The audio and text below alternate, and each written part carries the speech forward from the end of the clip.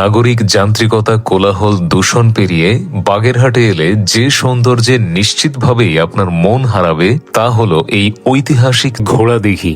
মহান সাধক উলুগ খান জাহান আলী 1500 শতকে মানুষের পানির চাহিদা মেটাতে খনন করেছিলেন অসংখ্য দিঘি। তার মধ্যে সবচেয়ে উল্লেখযোগ্য এই ঘোড়াদিঘি। শত শত বছর ধরে এগুলো শুধু পানির উৎসই নয়, বরং মানুষের সংস্কৃতি, ইতিহাস এবং ঐতিহ্যের অংশ হয়ে আছে।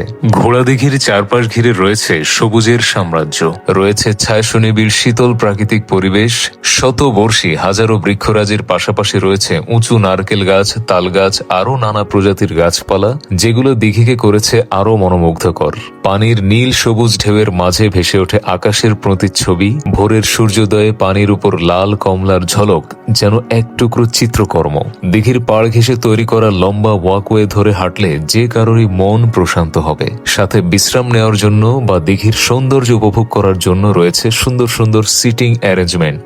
দিঘিতে ফুটে থাকা শত শত লাল পদ্ম যে কোনো দর্শনার্থীকে ভীষণভাবে আকৃষ্ট করবে। দিঘির জলে হাঁসের মেলা, পাখির কলতান আর হালকা বাতাসের স্পর্শ এখানে এনে দেয় এক অদ্ভুত প্রশান্তি। দিঘির ধারে বসে থাকলে মনে হবে সময় যেন থমকে গেছে।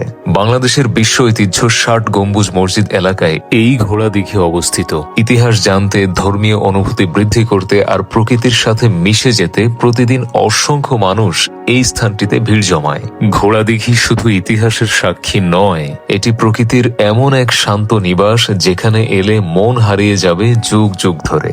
আপনাদের মধ্যে কে কে এই ঐতিহাসিক ঘোড়াদিঘির পাড়ে কিছুক্ষণের জন্য সময় কাটিয়েছেন বা সামনে এখানে বেড়াতে আসার প্ল্যান করছেন, কমেন্টে জানাতে ভুলবেন না।